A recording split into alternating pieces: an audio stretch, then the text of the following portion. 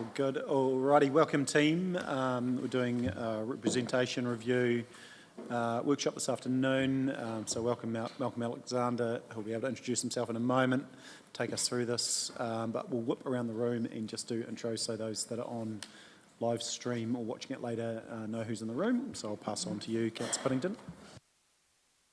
Stu Piddington, Councillor. Councillor Michelle Pye. Councillor Scott Shannon. Councillor Gavin Oliver. Kia ora, Councillor Owen Jackson.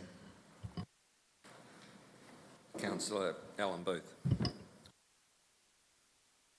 And good afternoon, everybody. Malcolm Alexander. I'm a partner in the U. Alexander Advisory firm, assisting officers to the state anyway with the representation review, which Council. Brilliant. So we can probably pass to you, Malcolm, to take the lead and get us through it. Thanks. Thank you, Your Worship, and good afternoon to you and to the councillors. So today is the second of the workshop, and following on from the introductory one 2 or 3 months ago, we're now into the formal process. Just for the streaming audience who are watching this as a workshop, no decisions will be taken here. Primarily, this is looking to understand elected members' views on the various issues and choices that are before you, so that officers are aware of the matters that they should traverse in the papers that will come to you in the new year. As you look to develop what is your initial proposal, once you have an initial proposal, that will go out for consultation, and then following that you'll have a final proposal subject to any appeals or objections that there might be. I've prepared here a very full slide pack so that the record shows that there was due consideration to all the requirements of the statute. The first part of the process is just to remind you what those decision points are that you'll be required to take, and then the second half will be around seeking your views on the various nature of those points as we go forward. Happy to take questions at any point on this.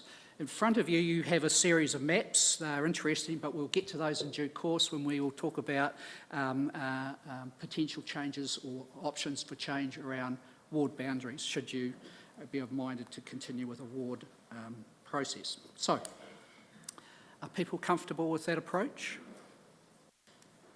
So, just for the record, why are we having a representation review? Then to the key considerations. Then we'll deal with community boards, the requirements that apply to you to consider effective and fair representation at a ward level also apply to the community boards.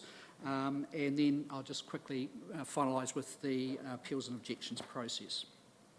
So, why is a review required? So under 19H of the Local Electoral Act, council is required to review representation within a district at least once every 6 years, and Timaru District Council review is now due. I've summarised the 4 key, or 5 really if you include community boards, decisions that have to be made. First of all, the nature of your representation model, wards at large or a combination thereof. The number of elected members to be pursued in respect of whatever model you take up. If you go down the ward, names, boundaries, and then if you also go down the ward, how many elected members per ward should be subject to election by the community. And as I say, like provisions under 19J of the Act apply to community boards. So the key provisions are, I'll just run through these, happy to take questions as we go. You must determine by resolution, so it'll be a formal council meeting where you do this, how councillors are to be elected other than the mayor. The mayor is always elected at large. By at large, I mean a vote by the community as a whole or geographically split, which is the ward system. If you have 2 or more wards, you've got to then determine the name and the boundary of each ward, and then the number of elected members per ward, subject to what I'll get to, what is known as the plus or minus 10% rule. If you go for a combination of at-large and wards, it gets slightly more complicated, and then we have to determine how many are elected at-large, which is across the whole of the Timaru district, and how many are elected by wards. Okay. There are a couple of basic tests that are applied across the board as you consider these various decision points.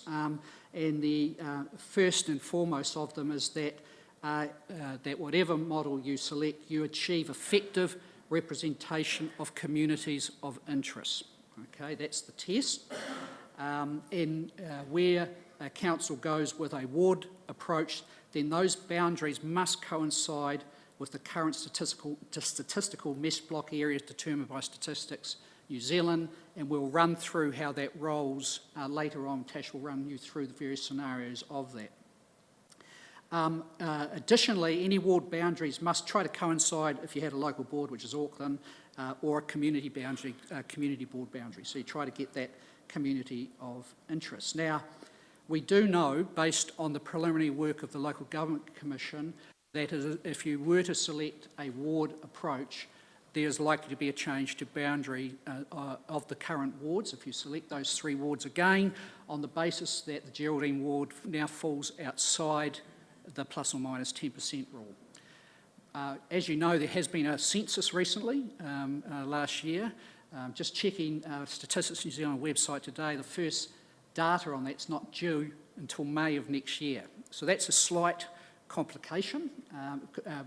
The numbers that we have got via the Local Government Commission are extrapolations into 2022 from 2018 census data. So now whether that's a problem or not depends on how close you are to the 10% level, and we'll talk about that later. Next point is you have limits about how many elected members you have in any district. It's quite a wide limit. It ranges from 5 as a minimum through to 29. Right now you are, I think, 9 from memory plus the mayor, I think. And as I say, I've talked about the at-large. If the Local Government Commission, as councils work through whether they want a ward system or an at-large system, Dunedin, for example, I think is now all at-large. Generally have 3 components to it. First of all, the district is relatively compact where that is the case, so wards don't necessarily work for those sort of districts. There's shared commonality, community of interest in a particular area, so you don't need to meet that communities of interest differentiation. And generally they're spread across a geographic area, which for a smaller area is not the case. If you do go wards, you're also required to consider whether it's single elected member per ward or a multi-elected member per ward. So there's a number of decision points to go through. As well as effective representation, you must also have fair representation, okay, under 19V of the Local Electoral Act. This essentially applies, as I indicated earlier, what is known as the plus or minus 10% rule, which is a population focus methodology. So it says that once you divide your area by wards, if you choose to go that way ultimately, each ward must have fair representation within a plus or minus 10% of the average population. There's a calculation. There are two components to that. How many elected members per ward, and then how many people within each ward. So the scenarios we'll present to you today have made an assumption for the purposes of discussion that the number of elected members overall will stay the same and that the number of elected members per ward will stay the same, but of course that's subject to your ultimate decision, in which case we're dealing with population movement. If you were to ultimately make the decision that you want to increase elected members or per ward members, then we'll need to recalculate how that applies on terms of the plus or minus rule. So there are a few things still at large there in terms of decisions. As I say, you've now then got to, so 3 factors to consider: communities of interest, effective representation, fair representation. Now within the statute, it is possible to fall outside the 10% rule. Okay, but those exceptions are quite limited, and they're generally where you can identify a really specific community of interest that is distinct from everybody else. That is a high test and threshold, and even if you were to go that way, it's a default appeal to the Local Government Commission. In other words, the moment you depart from 10%, it triggers a review or appeal to the Local Government Commission, because they are required to ensure fair representation.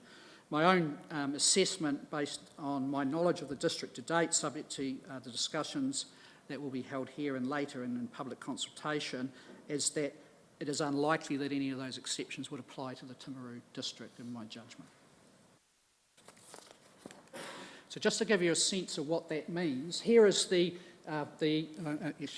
Councillor, you can see over there, yes. That is how it broke down in the last representation review, and you see we had the ward system with 3 wards, Geraldine, Pleasant Point, Temuka and Timaru. I've highlighted the Geraldine and Pleasant Point, Temuka numbers because you were right at the margin last time, okay? So Geraldine was essentially underrepresented by 9.52%, and Pleasant Point overrepresented by 8.64%, and Timaru basically right down the middle. Based on the calculations from the Local Government Commission, you move into the red, okay? So that means at 15.47, which is the provisional projection, again, to be very clear, or for 2018 census base, and we've had it the 23 census now, we just don't know the results, that means the Geraldine is underrepresented, essentially. So either, even with Pleasant Point to Temuka, you're perilously close to the 10% threshold. What that indicates probably is if, again, you keep to the same number of elected members, some movement and boundary between those 2 wards is going to be required in order to bring those numbers within the 10% rule. Now, as I indicated just in early conversation before the workshop, we don't know what the final census results are yet. So, and that's where the mesh blocks come in. So, to the extent to which those final numbers are important or not depends on how much fat essentially is in the system. So if we do, for the sake of argument, a change towards that brings, say, for the sake of argument, Geraldine to 9.8, and we find that actually the ultimate results of the census push you over again, you're in there. Councillor.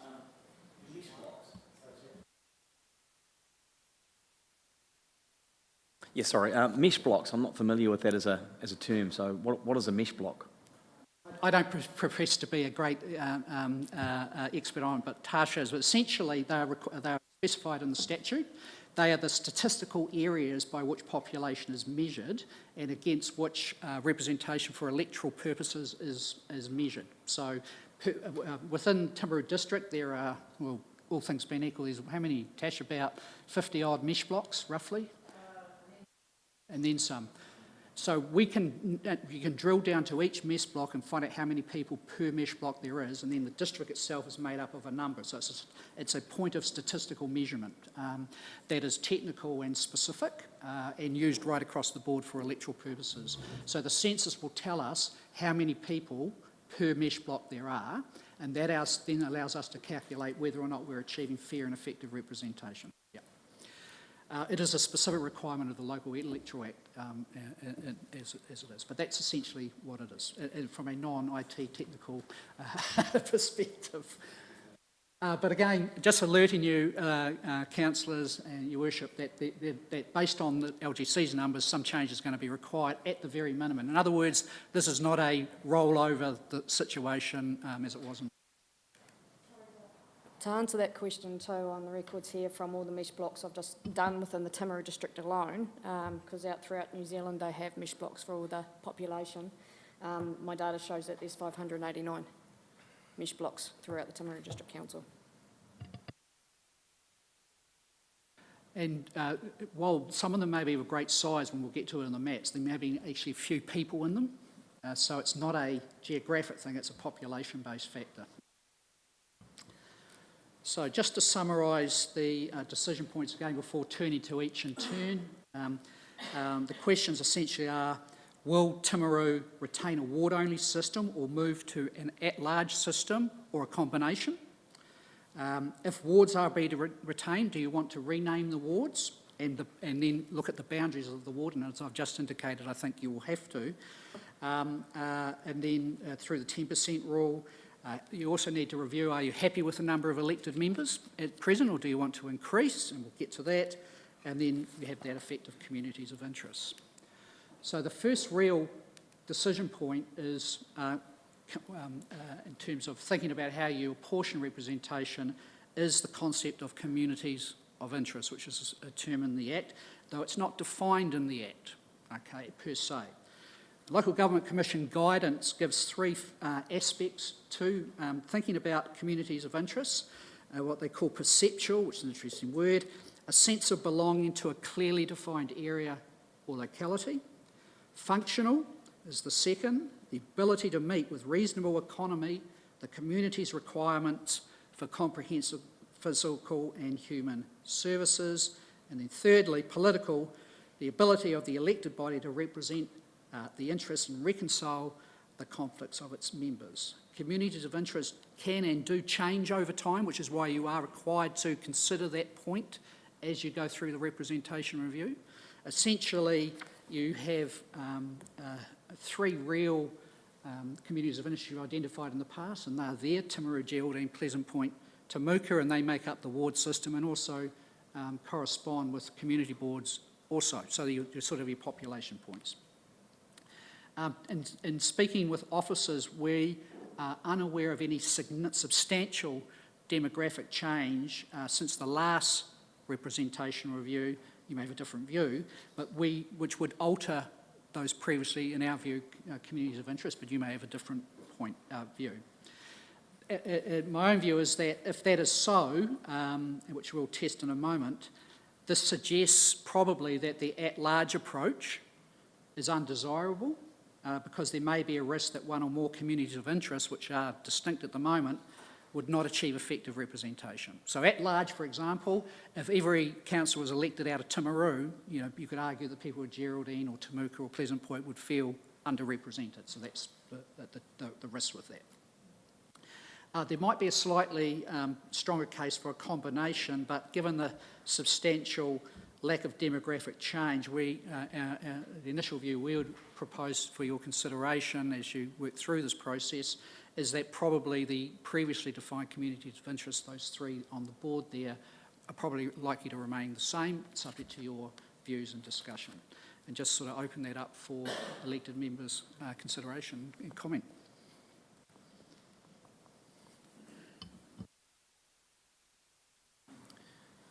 Should we rename the Geraldine ward to be North West Timaru, or what's your thinking? Upper Ringata.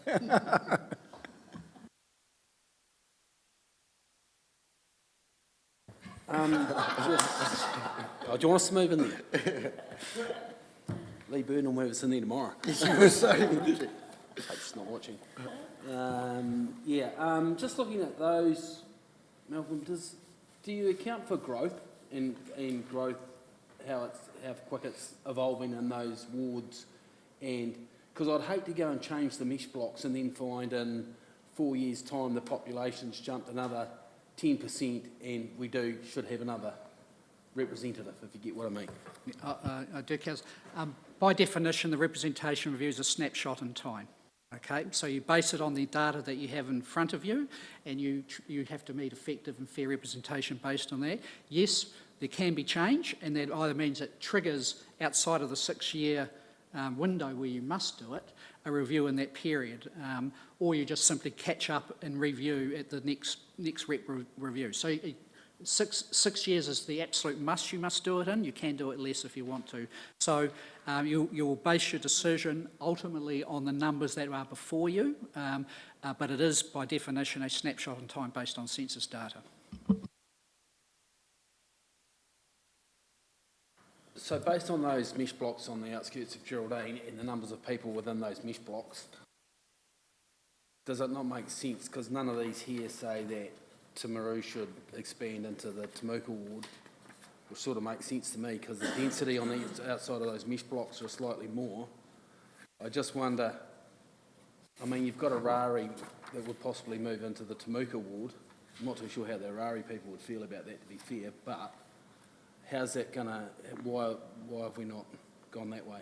We will get to that, councillor, and what Tash will run through various scenarios about how that plays out and seek your view.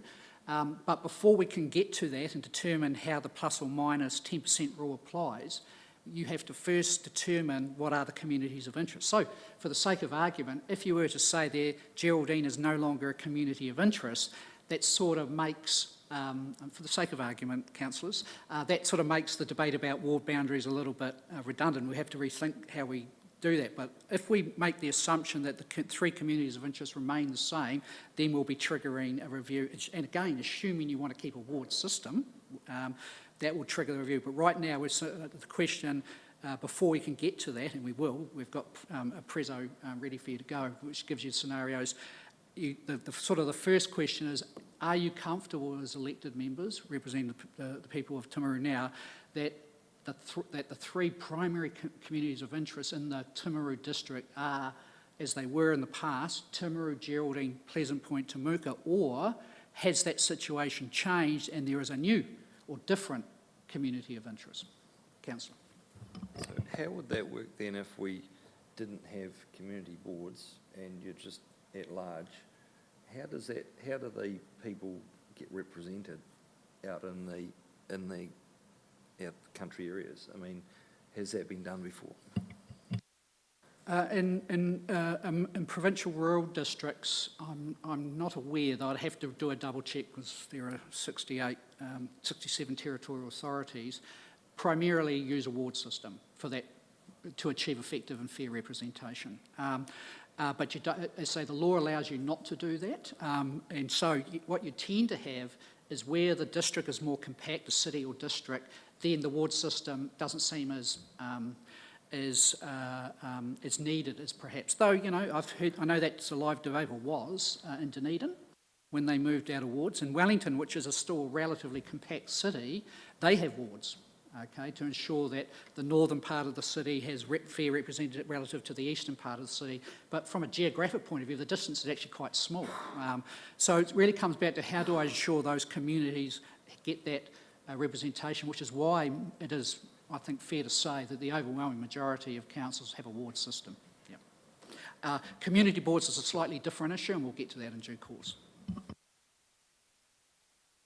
Just interested, Malcolm, on that point. You know, Auckland's got a super city. You know, if you're on the fringes, you'd argue you had nothing in common with the rest of it. And I mean, if you put an Auckland lens, I'd say small rural provincial town. What defines a community of interest? Because to me, Geraldine, Temuka, Pleasant Point, apart from they all have their subtleties, but overall are small rural towns. So I'm interested in the definition of a community of interest. And ultimately that's your judgment as elected members, subject to community consultation, subject to any appeal or objection to the Local Government Commission. But ultimately it's your judgment. As I said earlier, there is no definition in the statute around communities of interest, and that's why the Commission, Local Government Commission, has given that guidance, which is back on the board again now. It is a judgment. My own view, it accords with your own, particularly in a rural and provincial district, which is large in geographic scope. It generally centres around the population centres. So when I look at, as an outsider to the Timaru districts, when I look at it and see how you've previously approached that issue with that differentiation, that's not a surprise to me and seems entirely sensible. But you are the locals and you can make a judgment about whether that's still fair or not. It is, in fact, your call, essentially. Malcolm, have you seen any councils that have a rural community of interest rather than based around a small town, so where it's just purely being rural? Yeah, subject to double checking, I think Waimakariri has a rural ward, sorry, take that back, I think it was Hastings District has a rural approach. So some do. So Hastings District is a relatively large geographic district, has about, from memory, about 80,000 people, but the primary population centre is the Hastings community, town. It sort of wraps around Napier, but the rest of the district is essentially rural, and so I think they do a rural, but I'd have to double check that, but yes, that's not unusual. I'm not advocating for change, but I do think that rural is a unique community of interest and not necessarily have the same. Stop looking at me like that, Councillor Booth. And don't necessarily have the same community, interests as small provincial, small rural towns. I hear that, Councillor. We can certainly do some more research into how that breaks down, bearing in mind that once you do that split, you also must satisfy the effective and fair representation thing. Yeah.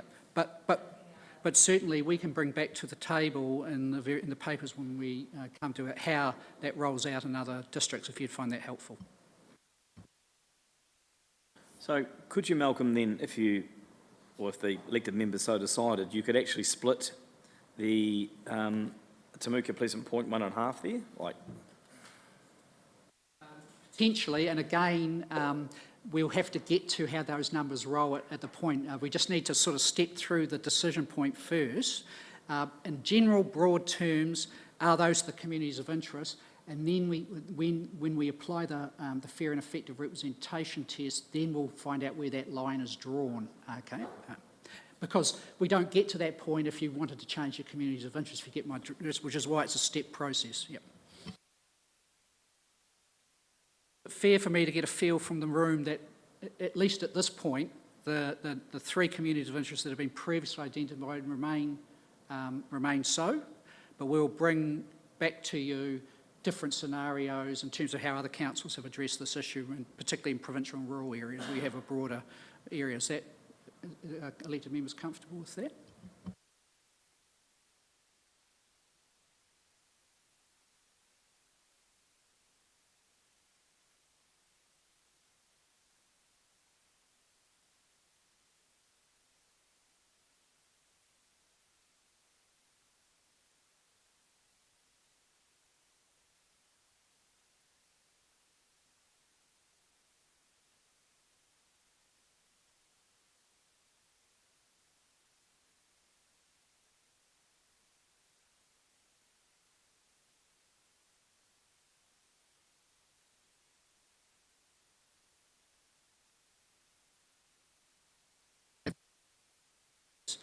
The next point after determining that the current set of community of interest may be the ones you ultimately choose to retain, the then question is, how do I effectively represent the population and people of those communities of interest? So your current position is we do that by a ward system, okay? So that's in counterpoint to an at-large system. So the debate, the sort of the next step of the analysis is, do I want to retain a ward system based around those three communities of interest, or do I want to move away from that and determine I want some councillors elected right across the whole district and some by wards, or none by wards and all by at large? By going with a sort of an indication of three communities of interest, my own personal view is that probably means at large is not the most effective way of getting representation, but I sort of open that up for your perspective about, the ward model, essentially.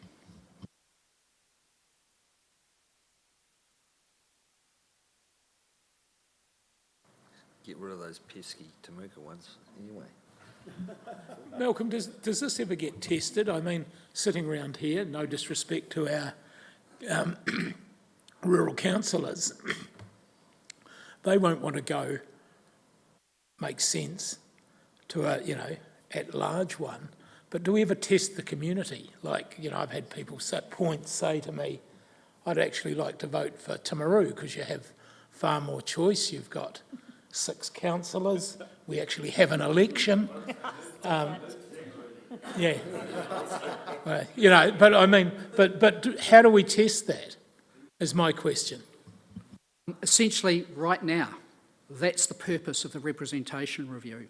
The power, one of the obligations and responsibilities that you as elected members have is to make that determination about how you best represent, or the electoral system that supports Timaru District Council represents the people. Now that is subject to essentially two tests, which you can test where the people can have the opportunity. After you do an initial proposal, which is what we're working towards now, which will be, this is what we think the representation model for the next, at least the next trim and potentially 2, is this. And that will then go to public consultation, so the public will have their opportunity to express a view one way or t'other, and then you are required to give due consideration to that. You're not required to follow it, but you have to give due consideration to it.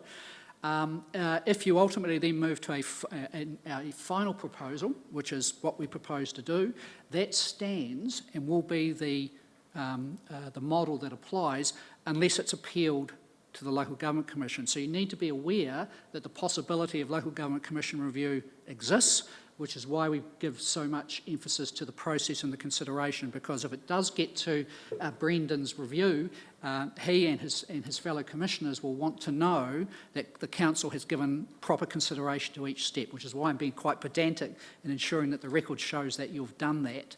But that's how it's done. But ultimately, councillor, it's your decision, your role.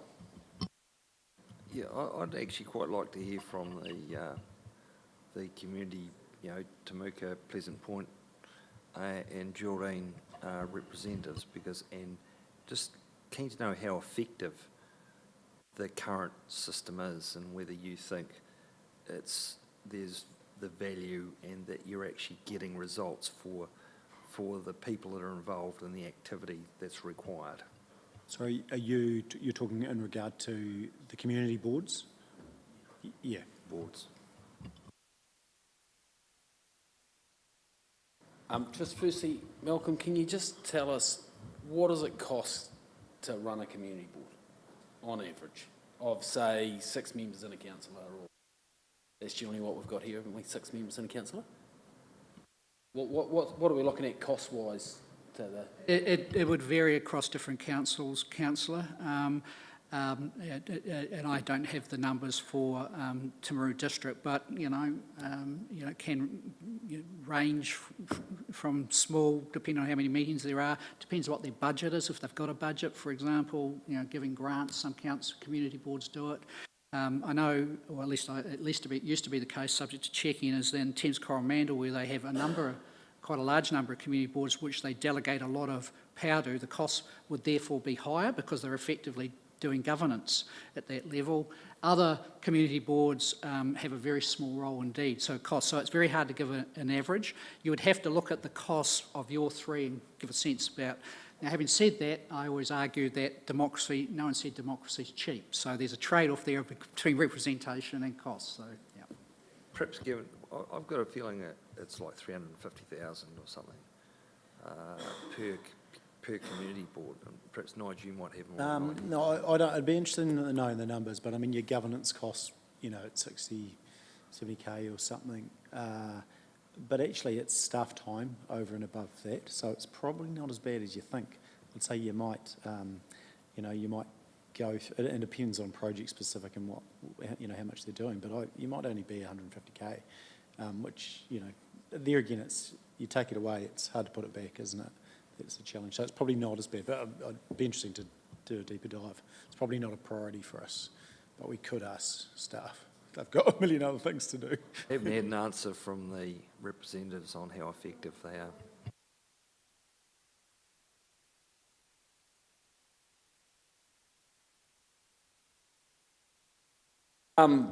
So basically for us at our community board, and this is a question you ask, Alan, how effective it is. Well, I think that the Geraldine Community Board is very effective. It's got quite a big footprint, right up the top of the Rangatata Gorge, and it's, in the 6 years I've been on, or since I did 3 years on community board and out council for 4 years, I've found that the community board's been really effective, and I think that when councillors come out, they are quite, at times, astounded at the engagement of our community board. I think it's essential that we keep community boards, I'll definitely say that. And we've always, I believe, pushed a bit above our weight in Geraldine, and that's because I live in Geraldine, obviously, I'm the councillor, but above that, I think that we've done some really good things. Brought some really good stuff to council, and yeah, I'd be appalled at the fact that we would lose our democracy from losing our community, because I think it's essential. And to be fair, the growth, I think, Malcolm, when you came last time, I think the growth since 2018 for Geraldine's been 600 in population, and I think Timaru's been the same. So that just shows you how quick Geraldine's actually growing in the district. And when I look at subdivision consents and all those sorts of things, that's just going to continue growing. So I mean, it is getting bigger and bigger, and to be fair, could we do with another councillor? Jesus, at times I'd like to think so. Be good to share the load, but anyway, I think it's very effective. I think our community boards, and I'd hate to see community boards go. But I think in saying that too, I think we've got to get real in the fact, can we have community boards that, are responsible for 1,000 people or 700 people or whatever, because I don't think that's really effective. And we look at amalgamations of councils, which I don't think will be too far away. Having community boards 11 kilometres apart doesn't really make sense for me a little bit, so. Just point of clarification, councillors, we will get to the community board discussion, but we're not there yet. This is simply about the wards and their systems. Once we do the wards and get that, we'll then drop down to community boards, because they are different things, but you're required to consider both. I was remiss in not addressing the Auckland Council question as well while I'm on that community boards. They have local boards, okay? And local boards are unique in New Zealand, but there is a potential for other councils to go that way if they want to create a unitary, for example. And the local boards are designed to give local voice per board. And essentially, when I was in my previous role, I used to describe them as like borough or county councils, if you think of that. So the old Rodney district is now a local board area, and the whole point is designed to give representation. Now, having said that, it is fair to say that there is often debate between the governing body of Auckland Council and local boards about whether or not that's effective or not, but that's the model. And community boards outside of Auckland are designed to sort of proxy that type of approach, though the powers of local boards are distinct and different to community boards. But right now, the key question before we get to the community boards is the ward model appropriate for effective and fair representation?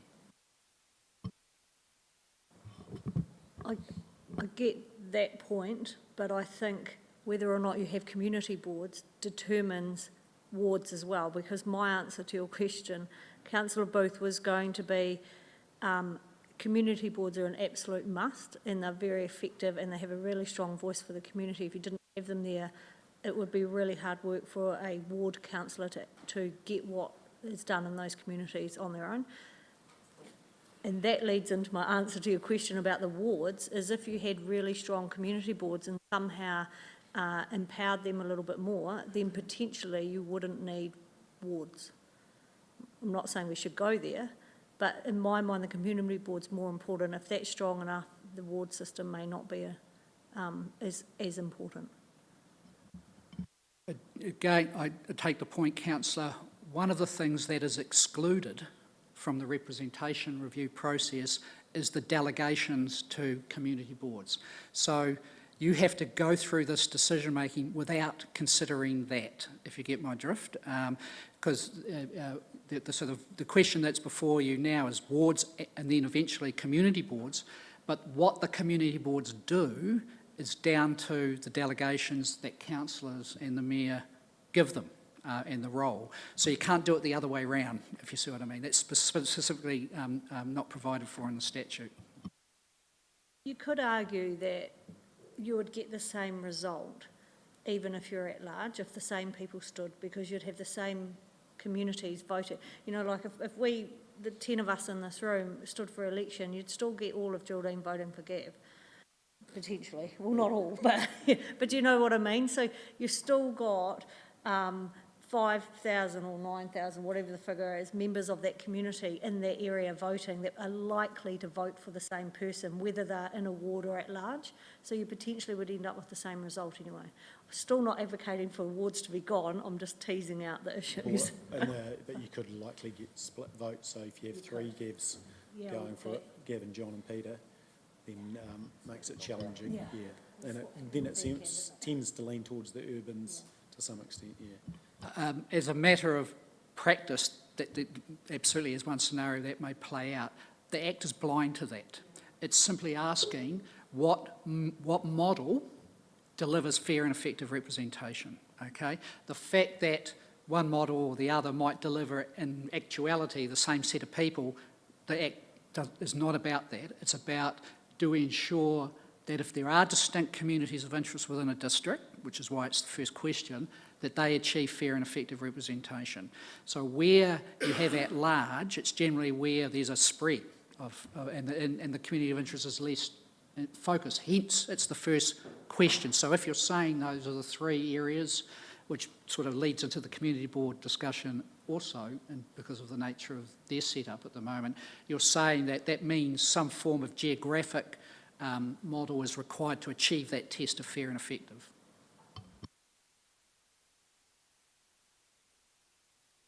In a sense, that is at least a working proposition for officers to take away, that a retention of the ward system is your current predilection, subject to proper determination. Certainly mine. Is that fair comment? Yeah. Okay, as I say, we're looking for your feedback so we don't waste officers' time and your time with models that aren't going to fly, probably. Okay, so just to sum up at this stage, the communities of interest are pretty much subject to demographic change and size of those communities of interest. They remain the three primary areas, Timaru, Pleasant Point, Temuka, Geraldine, and that the best way of achieving representation is more likely to be, subject to further discussion and debate and formal resolution, a ward system. Is that a fair reflection of the sense of the meeting at the moment? If not, now it would be helpful to know.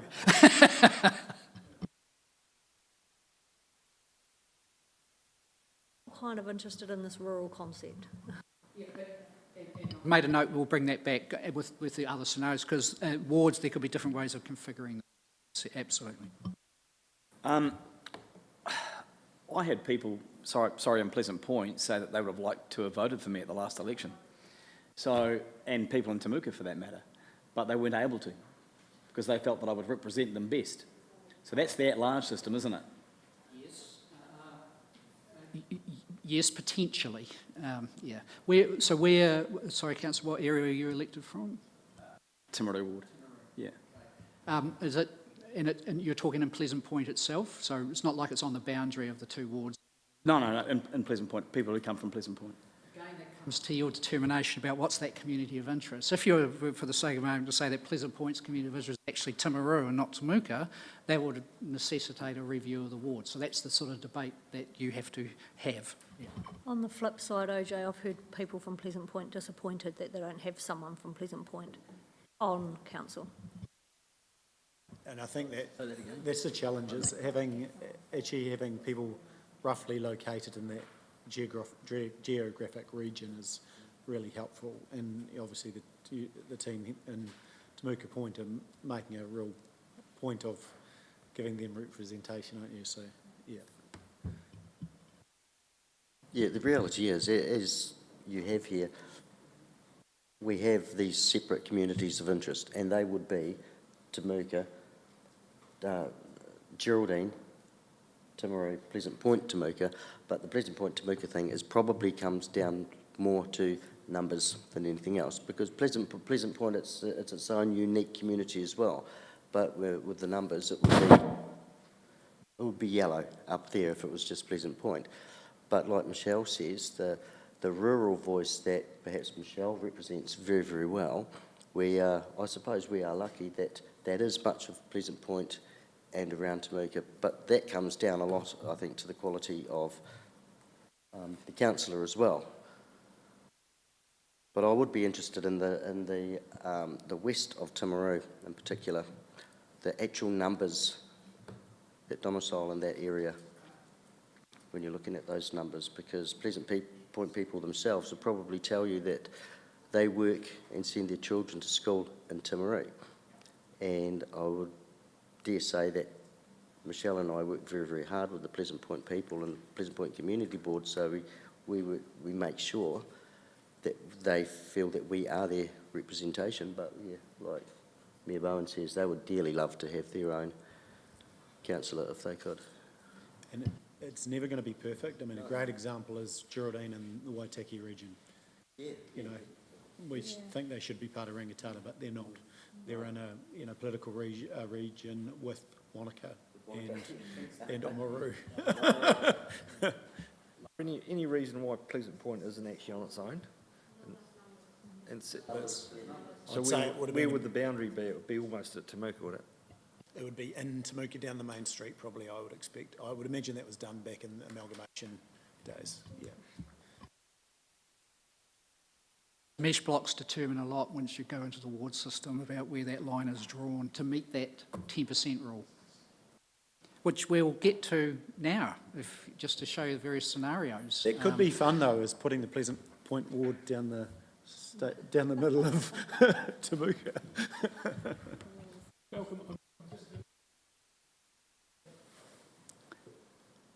It's mathematical rather than anything. Geraldine's growing. None of these maps show a change, sorry, Michelle and Scott, that Geraldine get 2 and Temuka have 1. Yet, in a couple of years, with the way Geraldine is going, we're going to keep moving that map. So I'm just interested why you haven't put an option of Pleasant Point in with Geraldine. So this is the first substantive workshop we're cutting and pasting. So I've already made a note that you may look at a scenario about Pleasant Point. So we've had to make a number of assumptions for the purposes of this debate, but we're subject to your views. So if you're saying that the demographics of Geraldine are going to continue to grow, that may affect whether or not how many elected members you wish across the district and then how you apportion them towards. Those are decisions for you, and we're trying to take a sense of where you think you're going. Having said that, I accept, because you can see the red, that Geraldine has obviously grown based on the extrapolation from the 2018 data to 2022. We will know that definitively when the 23 census data is available. But again, that'll be Too late for this. no, not necessarily, because your final decision doesn't actually have to be made till 2025, okay? You can do it earlier if you want to, and go through the process, but the issue is about where in the point that data will come to bear. Now, it's due, based on the Statistics Department website, to be May of 24, which was within your window. If you wanted to go real early, which you could do, February, March, for your initial proposal, you could do that. The risk is, you say, that the number is so substantially different. LGC has considered that in its extrapolation, so that's probably ballpark, unless there's something else, the degree of growth since 22 into Geraldine or Pleasant Point or wherever so we won't actually know that till then. We will, as I say, we're intending to ask statistics in the new year whether they can expedite Timaru's numbers, and I presume anyone else going through a rep review would do so. But having said that, you don't have to make your initial proposal to, I think, the end of July from memory. I'll check that, it's the dates in the back of the papers here. So that gives you the opportunity to wait if you want to, but we can certainly at that point have bring papers to you to say how it's rolling in terms of the various scenarios that we're looking at, and then if you want to be really sure, then you'll know that data then. Again, as we, for the sake of argument today, and Tash will take you through this in a minute, move the boundaries around to get a sense. If you only came down, for example, based on current ward boundaries and elected members per ward, you brought 15.47 down to 9.8 for the sake of argument. That is within the plus or minus 10% rule, but it only needs a few people to move around and you're going to trigger over. So if you brought it down to 6%, there's probably enough flex in there to be confident that it doesn't matter what it is, you'll be okay. So so there's a bit of chicken and egg going on here, Councillor, if you get me. Yeah, no, I'm with you. Yeah. Well, we do have sort of, we've given you the hard copies, and I know, obviously, do I give these things out early or not? I always believe in giving things out early, but people love to play with it. But we've also got, Tash is going to take you through the scenarios on the line about the mesh blocks. Now, this is a scenario where you choose to retain the current 3-ward system and the current number of elected members per ward, which goes to how many elected members overall. And just to show how that would play out, Tasha's going to take you through those scenarios which are printed out for you here. So if I'd hand it over to Tash, she can take you through that. Thank you, Malcolm. For those of you who don't know me, I'm Tash Port. I'm the GIS analyst here at PwC. So a few months ago, I was approached by Malcolm and Jackie to go through the data on through what we have so far from the 2018 census population by the mesh block boundaries. So the map that I'm showing up there at the moment, the areas that are outlined in the colours, as you can see through the maps that you guys are viewing, red is Geraldine, blue is the Temuka and Pleasant Point boundary, and then you've got Timaru in green. That's as they currently stand. In the paperwork that I've given you, there was 3 options with the numbers that Malcolm was going, I think it was 10%, or 10% either way. And with the mesh blocks being around those round boundaries that I've got highlighted in the thick lines, we'll see if I change, for example, if you look at option 1, I'll just bring that up. Yep, there are 2 options. So on your maps, you've got two maps for each. So the first one that doesn't have the dark blue outlined on the top, which I'm going to show you up on the screen there, which is showing in the yellow, that's going to be the tentative area for the Temuka Pleasant Point boundary. So that's where it's going to change. So I'll just bring up the mesh blocks stuff for us while I'm in there. So they've got block 1, which is coming up. So I've only got Geraldine and Temuka and Pleasant Point drawn up in the mesh blocks there. As you can see, I don't have in the green. Timaru isn't lined out because at this point for this workshop, I think we were just concentrating on Geraldine, Pleasant Point and Temuka. So you'll see that the yellow part with the numbers, that's the numbers for each mesh block population from the 2018. I'll confirm for the data in there for each of the estimated population from that census and 2018. So those are the numbers that will approximately change. Sorry, can you zoom in on those? Might be my Yep, I eyesight. certainly can. Thank you. That's a lot better. Yep, no, I certainly can. So that's not a problem. So that's the numbers there, and we are looking at, once it takes its time, sorry, because of the data on here, there we go. And as you can see in Arari, this particular one, option 1, was that the Timaru and Pleasant Point ward comes in to get those numbers for the 10%, and Geraldine loses that. The main community that was affected, however, appears to be, no matter which census that we go through, was the Arari area. So this option here puts the whole township, basically. I know that there's, I think there, if I go into highlight which ones, and I'll just highlight, come on. Don't be cheeky. Okay, yeah, so that one. No, come on, buddy. Why are you so slow? That one. So that there's on those 3 right around Arari, so that brings the township, and then you've got this one here, just down the bottom. Here was already in the Temuka and Pleasant Point boundary, but those other 4, and I think there's another wee one in behind here. Yeah, there's another little one in there, which is your 20. Why is that disappearing? There we go, I want the mesh block. Yeah, you've got the 21. So you've got those 4, which brings in Arari, which brings in our numbers for the 10%. We tried playing with these mesh blocks, the red ones in between, the ones in the yellow, but the numbers in there, it just tipped it and it was already on the Geraldine side. So that there's option 1 where it takes through there. Option 2, so if I change that through to option 2, again, with the Arari side. I'll come and paste.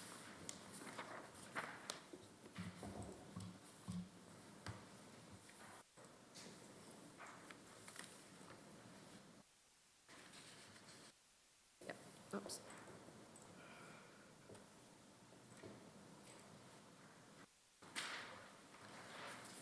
And go into it's option 1, option 2. Mesh block is given, and we'll just put that into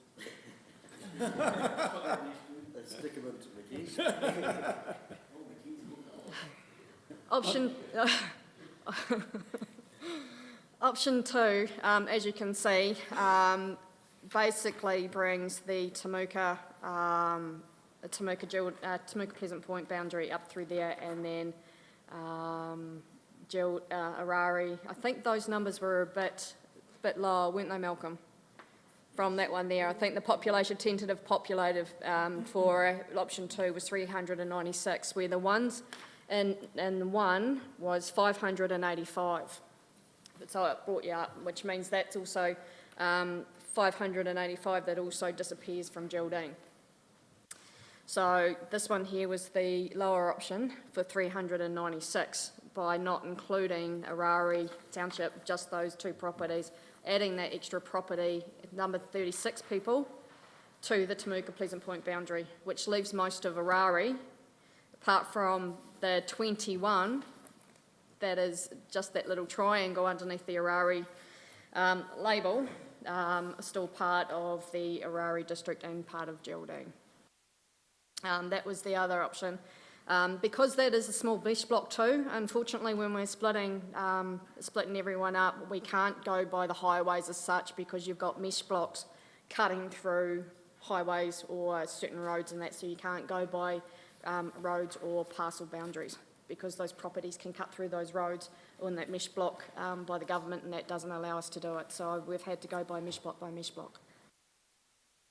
So that was option two, sorry. And then, excuse me, so if we go to option three,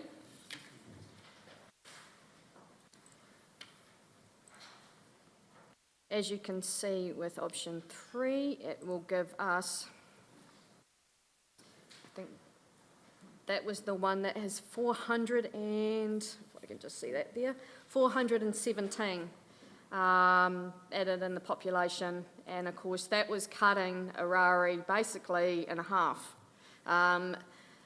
The mesh block, we're lucky enough for the mesh block for that, basically is the highway, apart from the two north above Arari, where the main highway comes around that Arari curve that goes over the Arari River.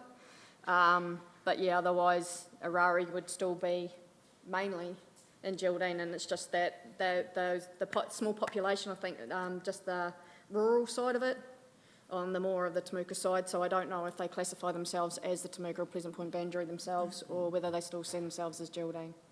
And that was the option that gave you the 400. So those are the three with the mesh blocks. And as you can see there, there's our numbers when it comes up.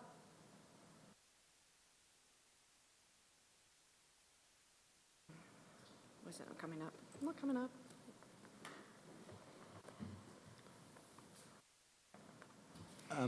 This is slightly off mesh box, but just thinking, just so we cover all bases. So another way to think about how you get best representation is we've got lots of part-time councillors at the moment, but your remuneration pool is fixed based on population effectively, isn't it? So it's not around the number.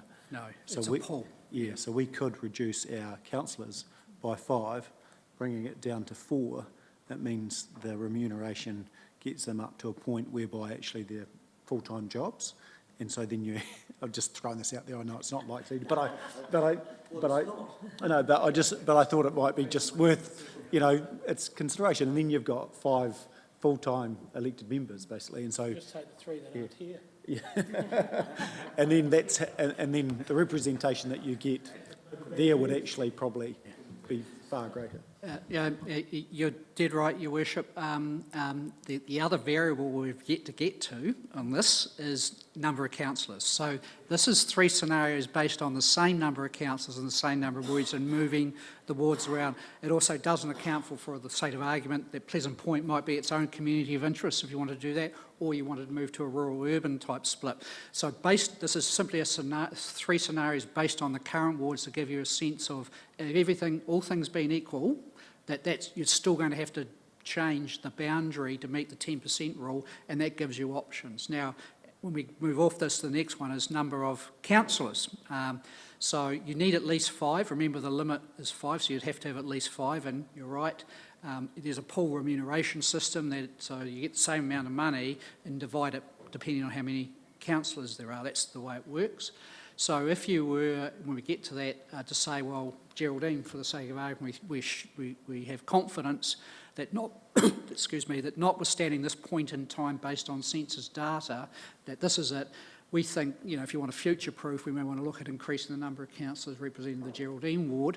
That would require a rejig around the rest of it to ensure that the 10% rule is applied everywhere. That's just that's one variable where Geraldine would go up 1 or 2 and everyone else stays the same. Or do you move which is why there's a number of variables at play here, depending on what your indicated preference at this stage, and then we can come back to you with those various scenarios.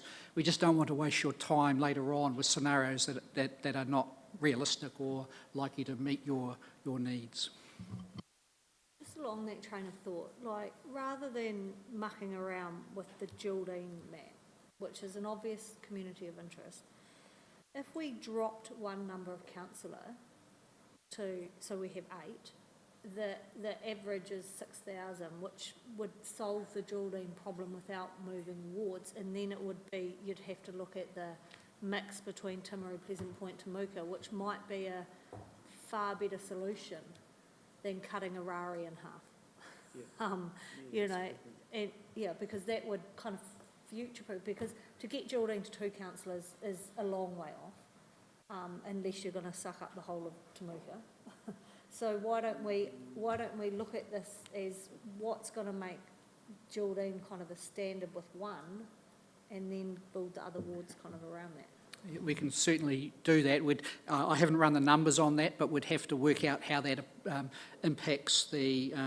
first, we'd have to determine where the councillor is dropping. It would have to be bringing Pleasant Point Temuka down to 1 or Timaru down to 5. So you drop to 8 councillors, if that's the scenario you're positing, councillor. Then we would have to run the numbers to ensure the 10% rule is met.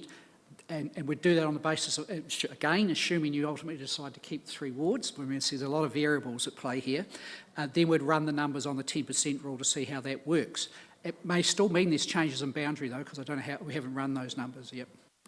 Be more sensible boundaries around the borders of Timaru and like Timaru, Temuka, Pleasant Point, shifting boundaries in between those 3 communities is probably a little bit more sensible than cutting Narari in half, to my point.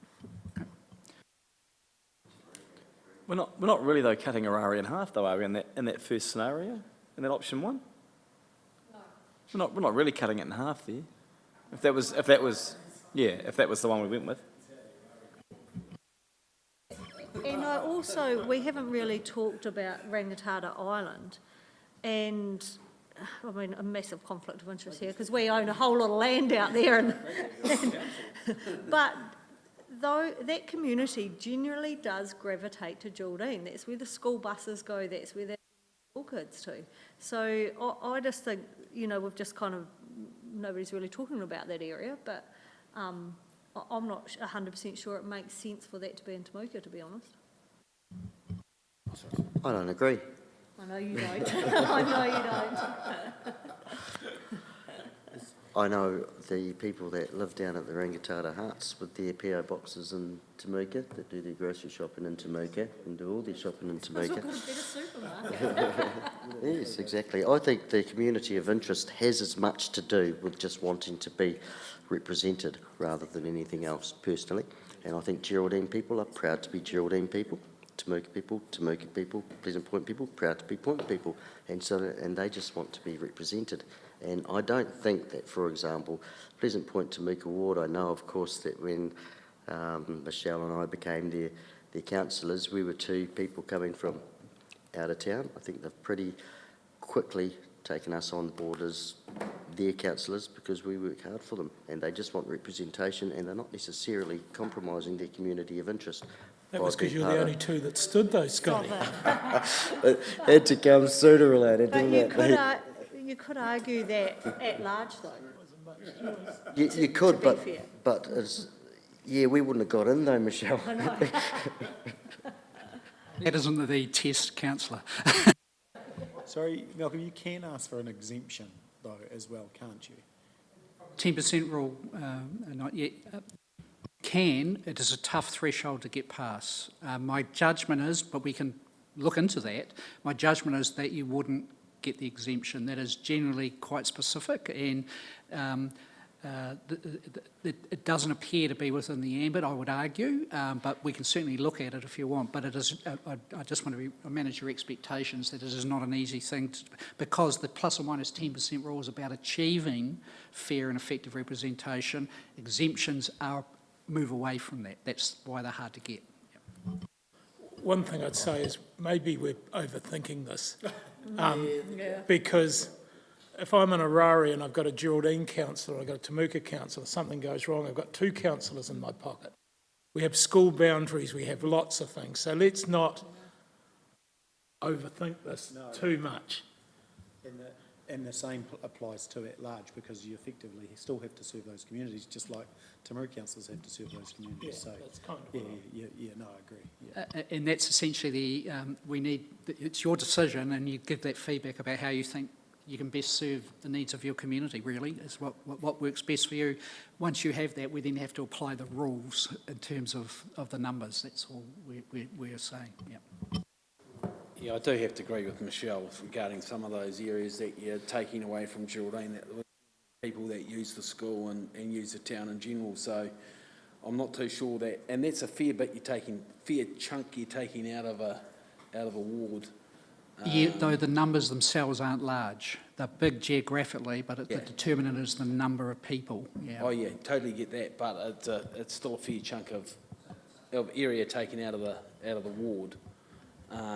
And when I look at that, you know, at Ararai, you're 5 k's from the Geraldine town centre, compared to Temuka, and it's, I don't know. To me, I agree with Michelle. I think the Pleasant Point Temuka ward's the issue, because you're 0.16, only 0.16, and you've got you got 1.16 councillors that you should have, but you've got 2. So we should be. That's the real elephant in the room, isn't it? As far as that goes.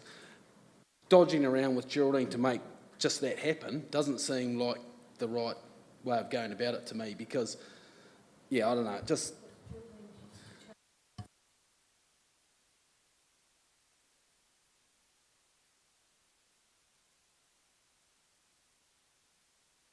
Can't resist. They send their kids to primary school from there. Where do they go to high school? We did it.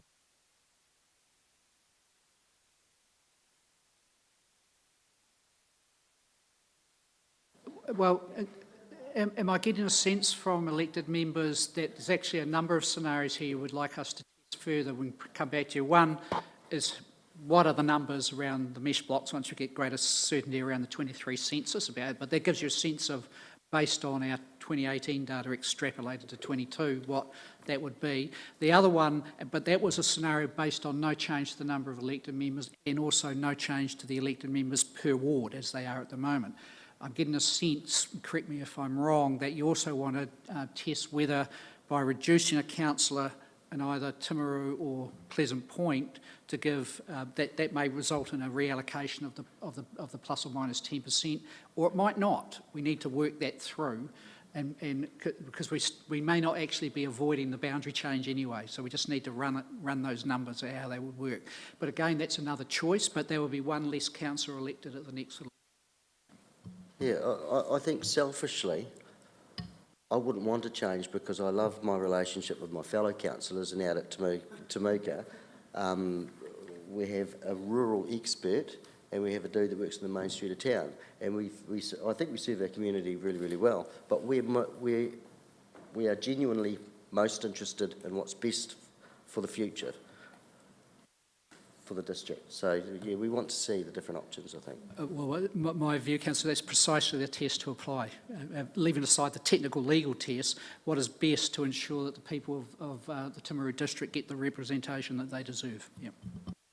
It's an interesting challenge, and you build relationships, and unfortunately, as much as I love all you guys, democracy will serve in a couple of years, and we will or won't be part of the table if that's the journey that we. But if you actually think about it, if you think about how effective, potentially commissioners are in Tauranga, and how within a democratic system you could, as closely as possible, mirror something like that, and it's actually by reducing elected members. I need to give this some further thought, but you know, a smaller council where remunerated better actually would potentially deliver more.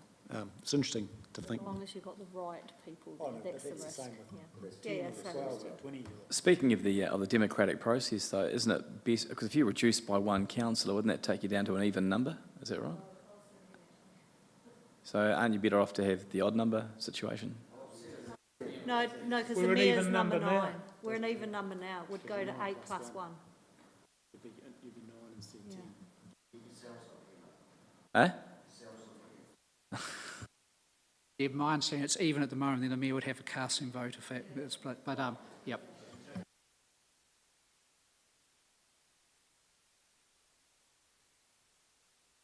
So, I'm hearing that you'd like, before you, when we come back with the formal set of papers, which will give you the choices to go through, a number of permutations from the sounds of it.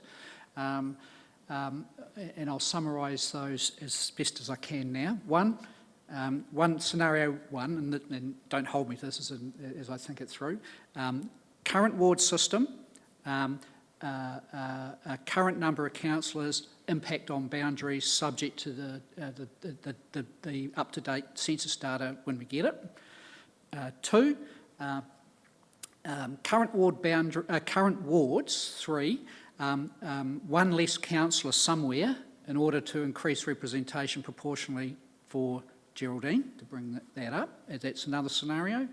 The other one is probably a creation of a new ward, potentially, around Pleasant Point, in terms of that. So if you thought Pleasant Point was a separate community of interest to Temuka, and that would then, all things being equal, be a 4-ward model rather than 3, and then what would that mean? Would it be 1 in Pleasant Point, 1 in Temuka? How would that play out? What would that be impact on the boundaries? And the other one, of course, which I'm not sure I'm hearing any appetite for, but I put it out there because it solves the 10% issue, is at large. Because at large, there is no 10% issue to determine, because it's flat out. But that is one way. The one that's not on that list at the moment is a combination of at large and wards. Is that, am I getting the sense of the various views of councillors around what those options might be? Just on Pleasant Point, though, about 1,500 people, you're going to have to spread that really wide to the fringes of Temuka, Geraldine and Timaru. Yeah. So I don't think that one's going to fly. That would be my sense too, councillor, but if that was the feeling that you wanted us to have a look at it to see how numbers ran, or if it's definitely not going to fly, then we won't waste officers' time or your time. Pardon? Yeah, I think so. Yeah, that would be my view. Because presumably this has come up before, or we wouldn't have had a Pleasant No, it Point hasn't. Temuka. Yeah. Oh, it hasn't? Oh, okay. So Not as far as I know. there's always scenarios though, Malcolm, when it comes down to representation, if Temuka went down to 1 councillor and only 1 community board, that there could be representation from a overarching Pleasant Point area, that 3 of those people are always up to be elected onto that board. So you haven't got like all Temuka people on the Temuka, it'll be still the community, Pleasant Point Temuka Community Board, but you could wrap some parameters around that. There has to be fair representation from Pleasant Point to be sitting on that board. Yeah, in terms of, let's assume that the current maker of community boards remains the same, but bear in mind there is a substantial difference between being a councillor and being a community board member. Technically, they are not elected, not part of a territorial authority as a matter of law, a community board. So the power is in terms of determining your district's future, decisions on the long-term plan, annual plans, all that sort of stuff is a councillor decision and mayoral decision, not a community board one. So yes, technically a representation, but that goes to the nature of what does a community board do in any particular different. But as a matter of law, the difference between a councillor and a community board member is marked. We shouldn't misunderstand that. Yep.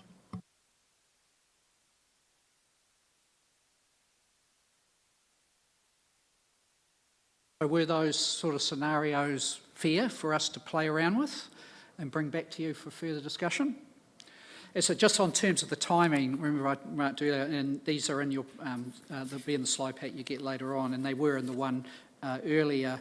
You have the end point for making an initial proposal is 31 July next year. So you can do it, you can just wait until then, but you must do it by then. Now, if Stats is true to its word and says it's going to release the data in May, then that's a happy thing, and you can delay to that unless they can give us some pre-notice about how that's rolling out for Timaru. So there's that. Then you have to go into public consultation, and then once that's finished, you have to make a final decision within 8 weeks or 2 months of the closing date from submissions, which would push you towards the end of 24. Then there's a period where people can appeal if they want to. They've got to have grounds. There's obviously grounds to do so. It's not frivolous or flippant. Goes to the LGC. They have to make a determination by 11 April 2025. So the absolute cut-off where people will know what the scenario is for the 25 election in October will be April 25. Now, if there's no appeals, then your final determination is the final determination. Yeah. So there is a bit of time to play with. You're in good shape. You're well ahead of the curve in terms of considering this at the moment, which is a good place to be. You don't want to be stressed with timelines on this issue. Yeah.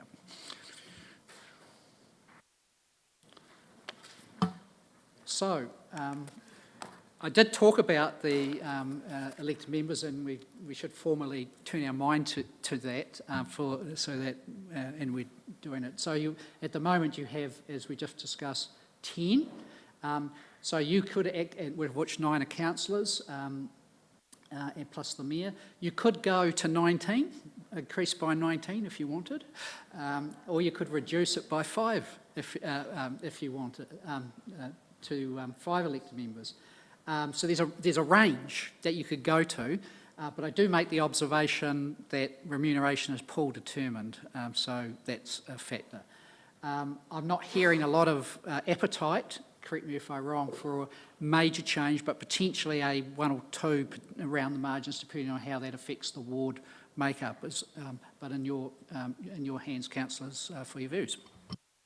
I think to Councillor Fiddington's point of view, it'd be interesting to test the market a little bit, wouldn't it? It's about understanding what the community thinks, and the problem with putting this up there, it's like, how do you put the pros and cons up of, or is it up to the community to come up with this, you know, the pros and fors and against themselves in that regard? Good question, Your Honour. Your wish, I'm sorry, Your Honour, so that's my legal background coming out. I defaulted into the, sorry. Too used to judges. It ultimately depends on the argumentation and initial proposal. So I would put the pros and cons of whatever model you want to do. Even if you went for the status quo, you should still, in my view, have a pros and cons model. It'll be linked to effective and fair representation, but you put that. Bearing in mind they can give you a point of view. That's the purpose of consultation, but it is your judgment at the end of the day about what is appropriate. So you hear what the community's point of view is, but ultimately someone has to make a call. That's in your hands, subject to appeal from the LGC, and you've got to have proper grounds for an appeal. It can't be flippant or frivolous. Yeah. I think there's, I kind of like what you're saying. I agree that councillors should be paid as a full-time job, so they don't have to hold down 2 jobs, but I don't think you'd ever want it to be a full-time job, because you'd basically eliminate every self-employed person in the country. And I also think about workload. I think the workload balance is about right. You know, when you think about all the various committees and working groups and all of those kind of things on. I think the workload's about right now. I wouldn't want to see it change much, but I'm interested in seeing, because of the ward situation, what it would look like with 8 councillors rather than 9. What about an extra one? What difference would that make? Yeah. You just drop down. The councillors just drop down a bit. You just lose percentage points. On your income. Well, I'm not worried. You're not worried. Yeah, about no, that, I know you're not. But I'm thinking about the numbers and for the breakdown of what it would do to the borders, or for the...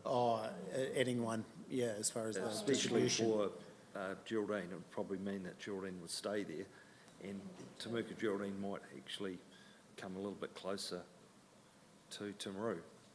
Yeah, it'd be, And then we would have more people, one more person, to actually help do those jobs, because there's probably quite a few jobs to be done. you've benefited from lunch. We could certainly add a +1 scenario to it as well as a -1 scenario, yep. Based on that though, Boothie, I to be fair, I can't imagine having two councillors in Geraldine, because the numbers, yeah, and you'd be struggling to warrant why you'd have two. Yeah, I can't, but even just having two there would be a bit of a struggle as far as, well, it would be really. No, it's not that I don't like sharing, it's just I don't know, because I mean, when I look at the other two people that put their names forward, you'd have them in this room, and I don't know if that's what you want. Sorry. But yeah. Just on the issue of full part-time council, that's actually quite a live debate across the country. There are different points of view about that. Some people think full-time council is not as desirable as it might appear at first blush, and so there's pluses and minuses with it. There's no objective answer to that. It depends on, it's a subjective point of view. I know of some areas where people would say, I wish they weren't essentially full-time councillors because of that. So it's, again, there is no right answer to that question. It's a judgment to be made by each locality, essentially. Yeah. And as getting remuneration to a point whereby you're attracting, different people or not, our decision based on representation review, it comes into a little bit, but maybe it shouldn't even be a consideration. The only, it's communities of interest, effective representation, fair representation. Those are your mantra, essentially. And how the numbers roll out, both in terms of plus or minus 10, the ward boundaries, if you have wards, and the number of councils are determined by those three factors. If you depart from those three factors, that's where an appeal would kick in, and, with some, chance that the LGC will make a different view, will come to a different point. And their view is, if there is an appeal, their view is determinative.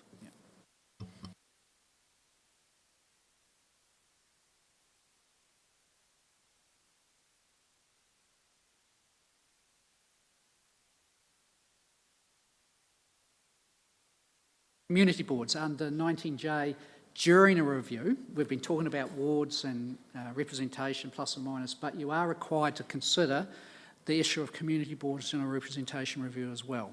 First question there is, do you want any, essentially? There are, again, different views about that across the country. Some want to remove community boards, others want to increase them, but that's your first question. But if you do wish to have community boards, the question then is, what is the nature of those boards that you wish? How do you want to play that out? So the questions really are, I've put them up on the board there, whether one or more community boards should be constituted, whether any current one should be abolished or amalgamated essentially with another one, whether the boundaries between the boards should be altered if that's appropriate, and then what are the number of members of the community board? And there's a limit there too, between 4 and 12. Now, you must have at least 4 community boards who are elected, members who are elected, and you can have appointees yourselves as councillors, but you can't be more than 50% of a community board. So the question then becomes, is having done the wards and the community boards may or may not correlate. In my city of Wellington, there are 2 community boards. There's the Macra one and the Tawa one, but the wards don't accord with that. Probably the Tawa one, which I'm familiar with, is a reflection of amalgamation back in '89, where Tawa used to be a borough council. Okay, the northern ward though encompasses much more than Tawa. It's a whole big area, and Tawa's, you could almost argue it's a sort of anomaly, but try to remove it and you wouldn't. Macra very much the same, which is over the hill beyond Karori. So they are 2 examples of 2 boards that aren't necessarily related to the ward boundary per se. They're within a ward. So that's the mind. So I suppose the first question is, are you comfortable with your community board setup, or do you think there's a case for change? I'm interested, Malcolm, in, and it might be from 10 to a 20,000, but what sort of number should a community board represent, aside from being a community of interest? Because I could argue Temuka, Geraldine, and these guys would disagree, are one community of interest because they're rural, they're small, type thing. And I guess my specific question, so everyone knows, is whether we need to maintain Pleasant Point when we have councillors representing Point, Temuka, 11 k's between them? Within that board, could we say 2 had to come from Point and 6 come from Temuka? I'm just interested in those sort of scenarios, being that there would be a cost savings as well. Councillor, I'm based on my experience across the country, I don't think there's any hard or fast rule about how they are made up. They're generally, as I said, just the Wellington example for this is not necessarily related at all to the way the ward makeup in Wellington is, but it's you could argue there's probably a historical aspect to it. Probably in Thames Coromandel, which has, last time I looked, the most sophisticated community boards in terms of numbers, they've, if memory serves, they place them around the various communities that are around the Coromandel district and then delegate a lot of power down to them. So in some respects, I'd argue it's a subjective judgment based on the needs of the locality, and they're obviously going to be different drivers. Is it an effective way of doing it, or don't we want to upset the apple cart, or that's just the way it's always been? Those sort of considerations come to it.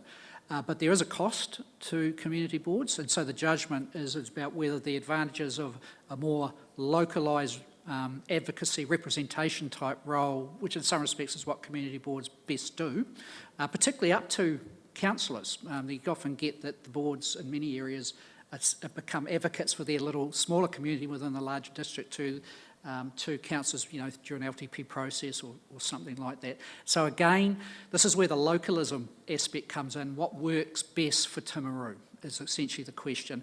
And just because there might be a different model in Thames Coromandel or Wellington or wherever, doesn't mean it's necessarily the right model for Timaru. Yeah. I want to make clear, I don't want them to lose their representation. I'm just asking whether it's effective. It's a fair question. Yeah. That is often the question that's asked across the country. Yeah. Probably argue the other way, and that the community board's more important than the representation, to be fair. Because when you look at the work than the councillor, because when you look at the work like that the Temuka, Geraldine and Pleasant Point community boards have been doing individually on strategic plans for their towns, that's really valuable work that you wouldn't get, I don't think, through representation, but you definitely get through a community board. What I'd probably challenge is if the model has to be, and I know this is not the conversation today, Malcolm, if it has to be a community board, could those same outcomes be achieved through a promotion / community group that's not necessarily a formal community board, potentially funded by council, but a different model, but still will deliver the same outcomes? It's interesting, and I think if they can maintain a senior rugby team, then it's survives as a community. No, but seriously, what's interesting is we've tried to give Pareora some representation through something unofficial, and we've actually really struggled because the ones that were keen, struggled to stay there, and that's probably what a community of a few hundred.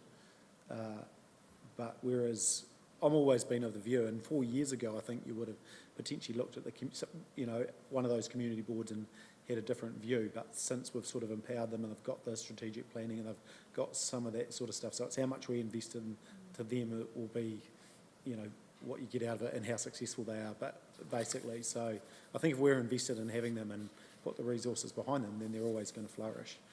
But as soon as we pull back, then it's not likely to be there.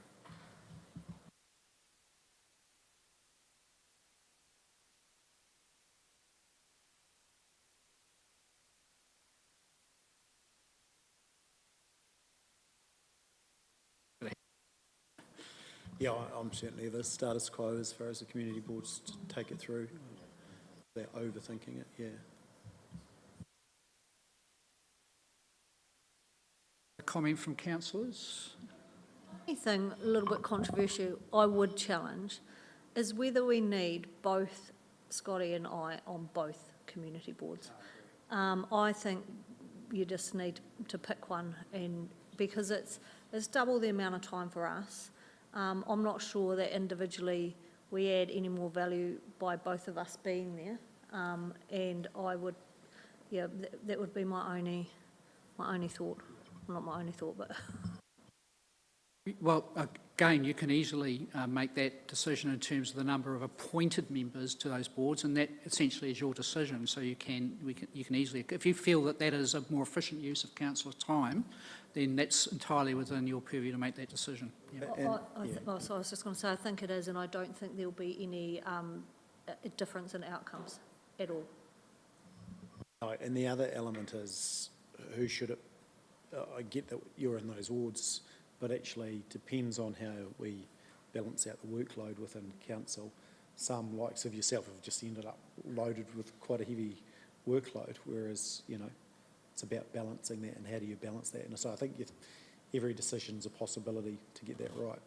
So everyone's doing a similar workload and it's spread, and that gets the best outcomes ultimately, I would hope.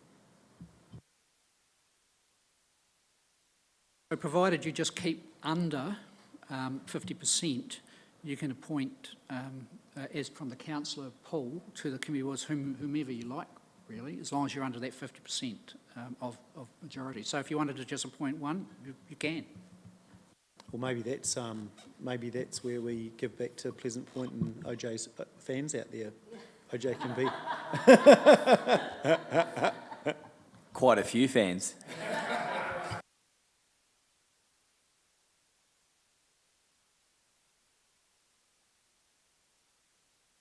Comment from councillors.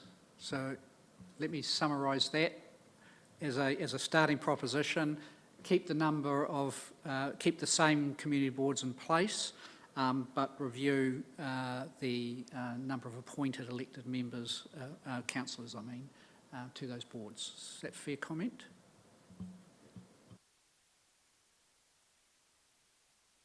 So Malcolm, we don't have to give them an option? No, this is your proposal. Yep.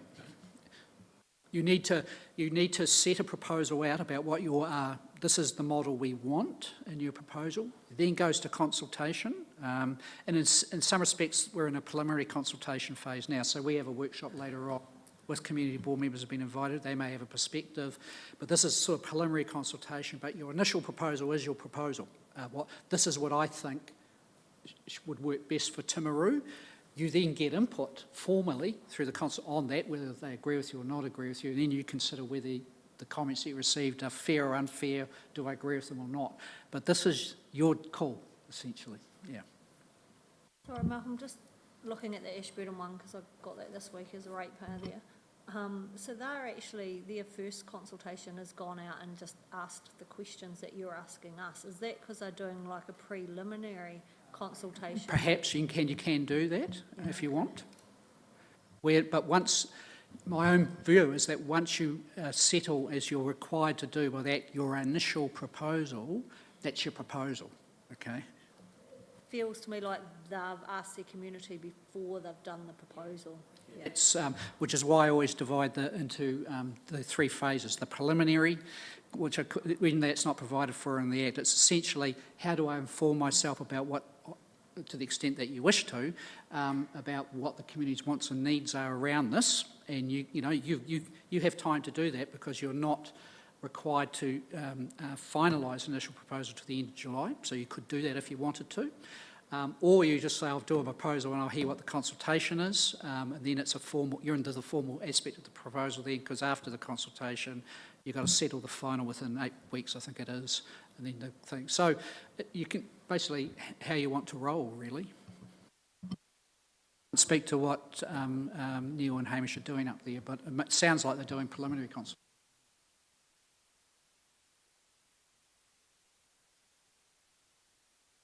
Tended to do a bit of pre-consultation on a lot of things of late, yeah. My own view is if you had an initial proposal that had options in it, it's not an initial proposal. It's by definition, yeah.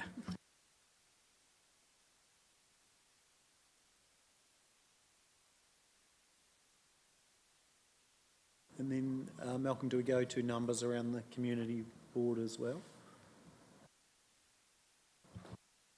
terms of, there's limits on the number of elected members per board, and in terms of the numbers, I'd need to just double check that, Your Worship, on that, but No, you're right. the key one being is the number of elected, number of councillors on Yes, it. yeah. But those are, so in wrap up, and we can Yeah. back to the various permutations, we'd be interested to see what the members, the community board members say this evening about what their perspective is. But I look at that as part of I call that part of preliminary consultation because you're seeking their view. But you go out, as I say, and ask, the community if you wanted to. But once you issue that initial, you're in the process, yeah.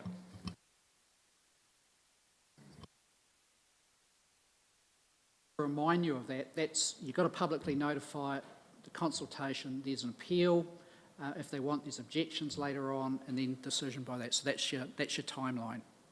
And this is to the Councillor Pile's point just there. Preliminary consultation can go through to 31 July 2024, because prior to that point you don't necessarily have to do your initial. So and how you wish to do that is, and so you see my final bullet there, Councillor, I said consider the nature of public input at this stage, if any, that you want to talk to them. And then we're in that, as I've already talked about. So those were the, sorry, I pressed the wrong button again, sorry. Those are the sort of factors. So we've tried to get a sense from you about where your sense of it is, about what it would be useful scenarios to come back with. Do you feel we've captured that well enough?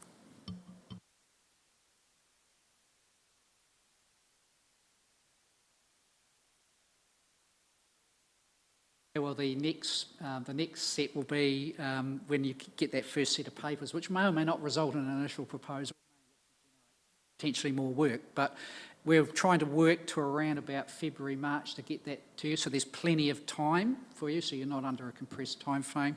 Though it would be useful, I suppose, to get feedback during that period for officers about the nature of further consultation prior to the initial proposal would probably be helpful, because if council wanted to do that, we'd need to schedule that in. Have a desire to do that. I was just trying to understand the difference between what Ashburton were doing and what we were doing. It's a wrap by the looks of it, I think. So no further questions, team?